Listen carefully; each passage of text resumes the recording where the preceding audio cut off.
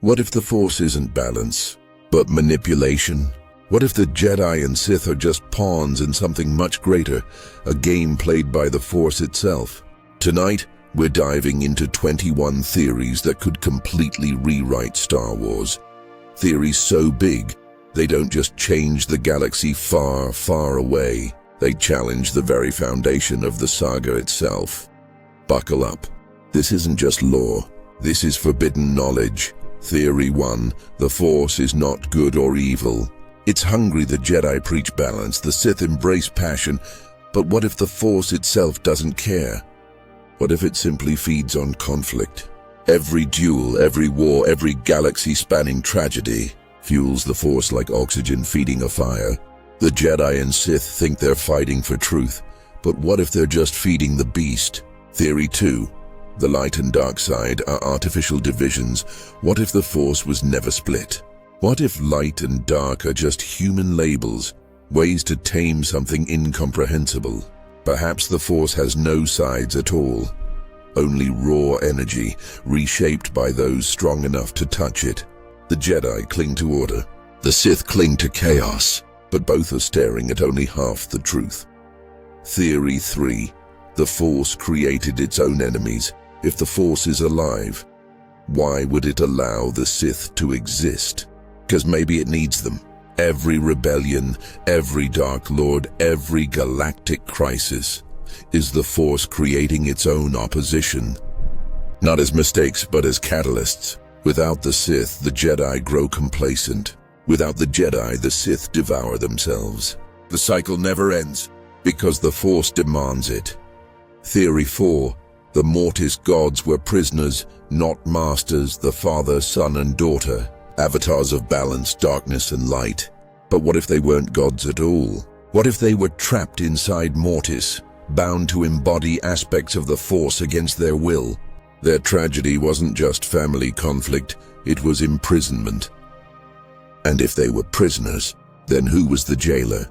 Theory 5. The Force doesn't choose champions. It consumes them. Anakin wasn't chosen. He was harvested. A being created not for destiny, but for consumption.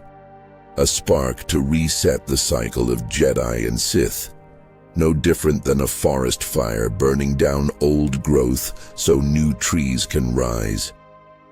The prophecy wasn't a promise, it was a trap. Theory 6. The world between worlds is the Force's nervous system. What if the world between worlds isn't a time machine? What if it's the nervous system of the Force, synapses firing across past, present, and future? When Ezra Bridger entered it, he wasn't traveling through time. He was walking through the Force's mind. And minds can dream, or they can wake up. Theory 7. Midichlorians are parasites, not gifts. The Jedi saw midichlorians as holy messengers of the Force. But what if they're closer to parasites? Microscopic hitchhikers that feed on the Force while granting their host a taste of power. Perhaps the true reason Jedi must remain detached is because the more emotional they become, the more midichlorians multiply. Theory 8. The Jedi were wrong about balance. The Jedi believed balance meant the absence of darkness. But what if true balance was something far more terrifying? The equal rise of light and dark, locked in eternal struggle. What if the galaxy is healthiest not when the Jedi rule, but when the war between Jedi and Sith rages endlessly? Theory 9. Sith rituals. Rewrite reality legends, speak of Sith alchemy. But what if their greatest rituals weren't just tricks, but reality hacks? Perhaps Palpatine's greatest secret wasn't the Death Star, but the idea that words, chants, and sacrifice could literally bend the laws of the Force. The Sith didn't fear death, because they believed reality itself could be edited. Theory 10. The Force isn't in all living things. It is all living things. Yoda said the Force binds all life. But what if that wasn't a metaphor? What if every thought, every heartbeat, every memory is just a fragment of a single, galaxy-spanning consciousness. When we die, we don't become one with the Force. We return to the body we were always a part of. Theory 11. Force ghosts are illusions. When Obi-Wan, Yoda and Anakin appear as ghosts, we assume it's their spirits. But what if it isn't? What if those visions are just the Force pretending to be them? Echoes, projections, a trick to comfort the living while the truth of death remains hidden. Theory 12. The Sith never died. They became the Force's shadows. Every Sith Lord who perished in fire, betrayal, or lightning didn't vanish. They sank into the darker currents of the Force itself. The whispers of temptation, the pull of rage, the hunger for power, they are the Sith, still speaking through the Force forever. Theory 13. The Force wills war, not peace. Why is every era in Star Wars defined by conflict? The Clone Wars, the Galactic Civil War, the endless First Order battles. Because war is the will of the Force. Peace is stagnation. War is creation. Galaxies burn, empires fall, and through it all, the Force thrives. Theory 14. The Chosen One was never meant to save, but to reset. Anakin's destiny was balance. But balance doesn't mean victory. Balance means the reset button. He didn't end the Sith or the Jedi. He burned them both, leaving the galaxy scorched and ready for something new.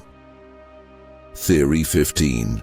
The Force has memory, and it wants revenge. Every world scarred by war, every Jedi temple defiled, every life extinguished. The Force remembers, and memory is dangerous. Perhaps the storms, the visions, the strange voices heard in caves and temples aren't random. They're the Force's memories, playing themselves again and again until the galaxy learns its lesson.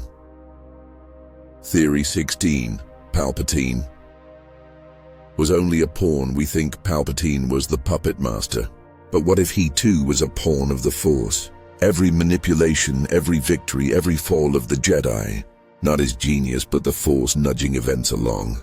The most powerful Sith may have been nothing more than a piece on the board. Theory 17. The Force is slowly dying. What if all of it? The endless wars, the birth of chosen ones, the rise and fall of empires, is the Force's death throes. What if the Force is weakening, lashing out through chaos, trying to keep itself alive? Perhaps one day the Force won't bind the galaxy anymore, and everything will collapse into silence. Theory 18. Jedi temples were designed to contain the Force, not worship it. Those ancient temples, built not as holy sites but prisons. Prisons meant to anchor the Force, to stop it from overwhelming the galaxy. Every statue, every carving, every alignment with the stars. Not decoration, but machinery. Designed to bind a living power that could devour everything. Theory 19. The Force is older than the galaxy itself. Maybe the Force isn't native to this galaxy. Maybe it drifted here long before stars were born, long before life sparked. A cosmic parasite attaching itself to this galaxy, reshaping it into an endless cycle of Jedi and Sith. Which begs the question, how many other galaxies has it already consumed? Theory 20.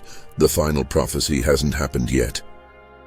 The Jedi believed Anakin was the chosen one, but what if the prophecy was misread? Or worse, deliberately altered?